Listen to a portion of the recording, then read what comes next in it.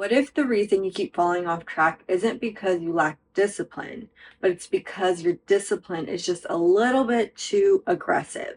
If the only thing you are constant at in your life is getting burnt out, then it may be time to look at your approach on how you get things done, because you could very well be sabotaging yourself without even realizing it. So I have been seeing all over TikTok these videos on 75 hard. And it has been taking me back to a time in where I thought that anything that I wanted, I had to do with full force, with maximum effort, because my thinking was that if I work really hard at this, then I can get the result faster. And as a recovering overachiever, a recovering perfectionist, I really fell into that hustle culture mentality of like team no sleep. Said this before, team no breaks. You just hustle, you go, you put your head down, you do the work, maximum effort, like let's go, let's get it. Like that was my mentality. But the problem with that was your nervous system can only handle so much at one time. So when you are being really extreme with things, it's really hard for you to stay consistent once that motivation leaves you. And that's something that I would really struggle with. And I was on a constant cycle of going really hard on something and then burning out, and then going really hard on something and then burning out. Welcome back to my channel. My name is Mayra. If you're new here, I help women start living their lives for themselves again. On this channel, we talk all about authenticity, healing the feminine, and becoming your most aligned self. So if that's something that you're interested in, make sure to hit that subscribe button and let's get on to the video. And the less amount of rest I gave to myself, the longer that burnout crash out period was. So I had these goals in mind, but because I kept burning out in the process of them, just because my approach was too aggressive, it took me a lot longer to get to them, if I even got to them at all, because it was always so hard to start back up again once I burnt myself out. I also use a lot of negative self-talk, and I would ignore any cues from my body that I was tired, that I didn't have the energy to do something. I just had that just do it kind of mentality and just like force myself to complete things even though I was exhausted. It didn't matter what time of year it was. It didn't matter what part of my cycle was in. Like I expected the same level of output from myself every single day. And what I didn't realize at that time was how important rest is. And I really didn't allow myself to rest really when I was in my go mode. Really the only time that I would allow myself to rest was when I was sleeping. And even then, like it was like how many hours, what's the least amount of hours I could sleep so that I can start back up again and get after what it is that I was working at. And it wouldn't be until I would burn out or get really sick that I would just like crash out and not do anything. And it was my body's way of forcing me to rest because I had gone so long without that resting period. It just felt like every minute of the day had to be filled with something productive. I didn't allow a lot of joy into my life. Any book that I read, it was like all self-development books because I was so focused on growth. If I was going on a walk, I had to be listening to a podcast. If I was cleaning, had to be listening to a podcast. If I was driving, had to be listening to a podcast. Like any way that I could like habit stack and like make most out of my time, I was doing. But what I wasn't realizing was I wasn't allowing myself to just be, and my mind was constantly racing because I was never giving it a break from learning, from absorbing information. I just was constantly overstimulated, which gave me really bad anxiety, and I would just think about the worst possible scenario and constantly be worrying because it was like my mind was just so overloaded that it couldn't rest. So when I would have these burnout periods in my life, I had a lot of negative self-talk because I had used so much force and shame to get myself to do things when I literally was not able to do things. I would just talk really negatively to myself. I would call myself lazy. I couldn't understand why I just couldn't get up and keep going. Like I would get really frustrated with myself. And like I look back at that time of my life and I'm like thinking like, girl, you needed to chill out. Like I was just so intense. But I really fell into that masculine way of being, that masculine energy. And during that time, popular speakers and popular podcast people were men. So I kind of fell into that masculine or manly way of thinking, and I thought that it applied to me as well. But as more research is coming out, we know that women function very differently than men do. But because I didn't have that information back then, I really had a hard time whenever I had those periods of I literally can't do anything right now. Like the day-to-day tasks in my life felt so difficult during these periods of burnout. And again, I would just be constantly talking negatively about myself. So even though my body was resting or I wasn't doing as much, my mind was not, because I was being really mean to myself. And what I didn't realize then was how dysregulated my nervous system was and how much I was living in a state of survival. It wasn't until I decided to go on this journey where I was like, you know what? I have been the responsible one. I have been the strong one. I have been the reliable one. I have been Miss Independent. I had been the go-getter. I had been all of that for so long. I was just done. I didn't want to have a single goal.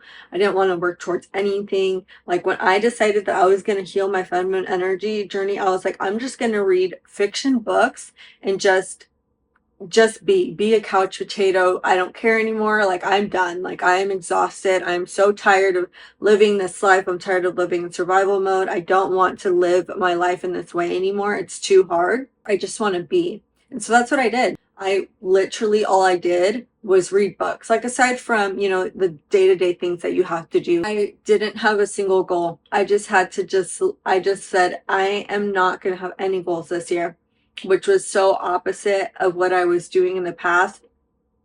I had zero interest. I just didn't want to do it anymore. So I literally went from one extreme to the next where I was like, I'm not doing anything.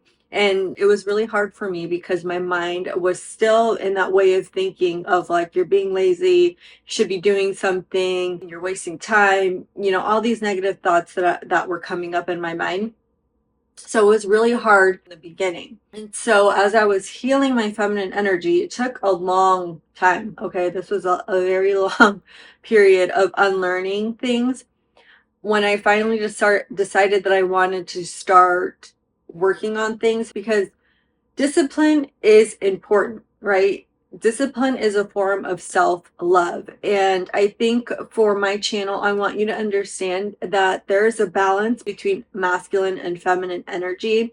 And one may be used more than the other at certain times, but it's a balance, right? We all have both aspects of these energies, and it's being able to utilize them. But because I was so like this, masculine, feminine, so I needed to be able to even them out. And then it went from this, like feminine to masculine, right? Like it was just, I went from one extreme to the next. When you have something that you're working on, you have to be able to take the actions and align yourself to get you to that point. But in the beginning, when I used it in such an aggressive and forceful approach, when it was time for me when I was feeling ready to start like having goals again, there was a lot of resistance towards that discipline. It felt very masculine to me because my approach when I had done it in the past was very forceful and aggressive. So I found it really hard to stick to things because in my mind, I had to go back to this way of being in order to get things accomplished and done. So there was this resistance to discipline when I was more in my feminine because I just didn't want to approach life in that way. It wasn't until I realized like, hey, I can still have discipline and not be as forceful. And that's where this whole concept of soft discipline has come into play, because now that I am more soft with how I'm approaching my goals, I'm able to be a lot more consistent and stay with these things versus before where it was like I would go full force and go super hard and then burn out. And the burnout was just constant all of the time versus now, because I'm listening to my body, because I'm working with my cycle, because I am working with my energy, and because I allow rest regardless of if I'm feeling tired or not. I know how important rest is now, whereas before rest was something that I had to earn.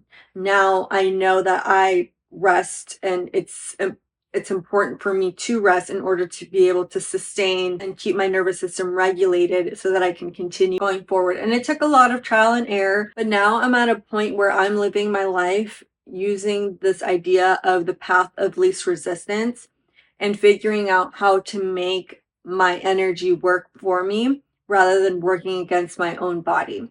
So I wanted to share this idea of self-discipline with you if you are somebody who is an overachiever or you are a perfectionist and you feel exhausted from all of the doing from your day to day and you are wanting to heal your feminine energy and you're wanting to have more ease in your life and just making it so that you can stop that constant cycle of going really hard and burning out. So here are some ways to start applying self-discipline in your life. Number one, work with your energy.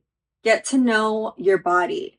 Understand what it is trying to tell you. And as women, one of the easiest things that we can use is to use your cycle. If you don't menstruate, you can use the moon cycle, but you track where in your cycle you have the most energy, where you kind of feel that energy dips, when you're feeling the most talkative, when you're feeling the least social. Like, figure yourself out, track your cycle for 2 to 3 months and take a look at your patterns. And based off of that, depending on whatever goals that you have going on, use that information to tell you how much effort you can put into whatever tasks that you have going on and being really honest with yourself. And that takes away this whole like being hard on yourself because you're not able to perform at the same level every single day. You know, it's because your pattern shows like the ebb and flow. And you know that during certain times you're going to be able to get a ton of stuff done. And then other times, you know, you may have to cut back a little bit or not do anything at all, and just being okay with that and knowing that like you'll pick back up during another part of your cycle and just allowing that energy to flow as it needs to. And this has been really helpful for me in regards to an exercise routine. I had a lot of resistance to going to the gym and training because in the past, I used to make myself work out 5 to 6 times a week doing heavy lifting.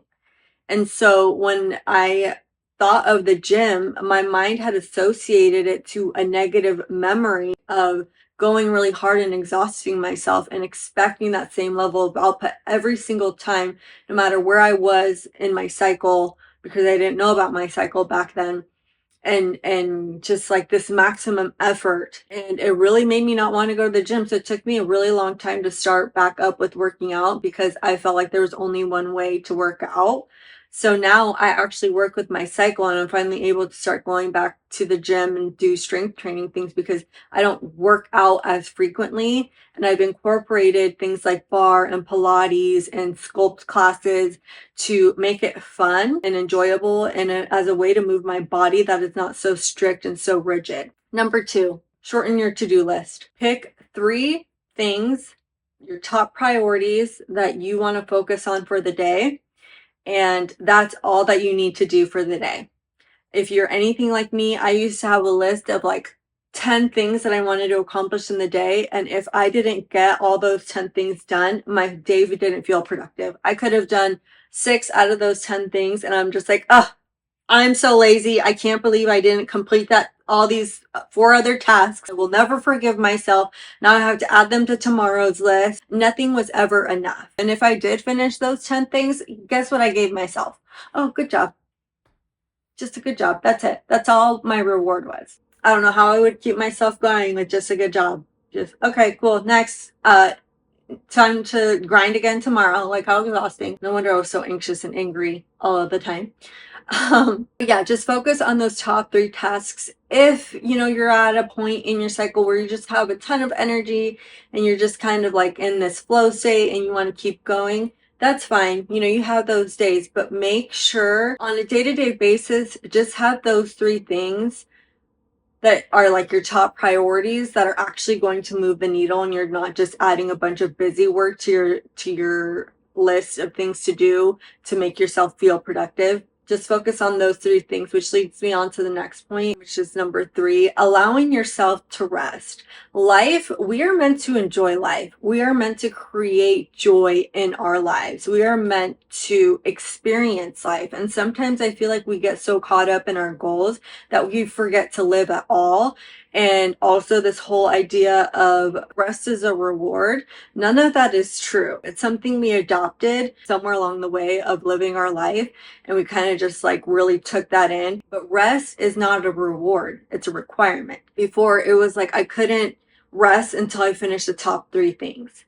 Now I take a rest in between each task that I have put for myself, so that way I'm not waiting until the end of the day to rest. I can have the rest in between, and I just feel so much happier that way. And it's a lot easier for me to stick to things when I'm allowing that rest versus when I'm trying to force myself to do something even though I'm feeling tired, or I can tell that I need a break and I'm just like pushing my way through it. Just allow yourself that rest. You deserve it. I promise you. You can start back up once you had a little break. Number 4, let go of all of these arbitrary rules that you have made for yourself on what counts as something. Whenever it is that you're wanting to start a new goal, I feel like we want to go super hard, but our nervous system can only handle so much change at one time. Your mind is only able to handle so much change in one time. So rather than having these rules that burn you out and make you not want to do something, reevaluate them and change them to something that is going to support you to stay more consistent on something. So I'll give you an example. For me, when I used to want to start reading like nonfiction books, I would tell myself that I had to read a chapter a day. So on the days when I'm tired, guess what I was not doing?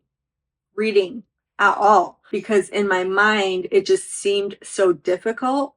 And so once I was already tired, the motivation wasn't there, I just wouldn't read. Another thing was this concept of time, and I felt like I had to get all of my tasks done in the morning in order to be productive. And if I went past that time, then I wasn't really as productive as I could have been, right? So all of these rules that we make up for ourselves that make it difficult to stick to something, I want you to reevaluate them and make them more supportive to you actually doing them and being able to stay consistent with them. So rather than reading a chapter a day, maybe some days I just didn't have the energy to read, and that's fine. But also just reading one page counts as reading, because over time you get through the book. If you're reading one page a day, yeah, maybe it's a little bit slower, but you're making movement and progress along with it, rather than just like, oh, skipping a whole week because like I don't have the time to read a chapter a day, or I don't have the energy to read a chapter a day. The whole concept of time thing is like, who said I had to get everything done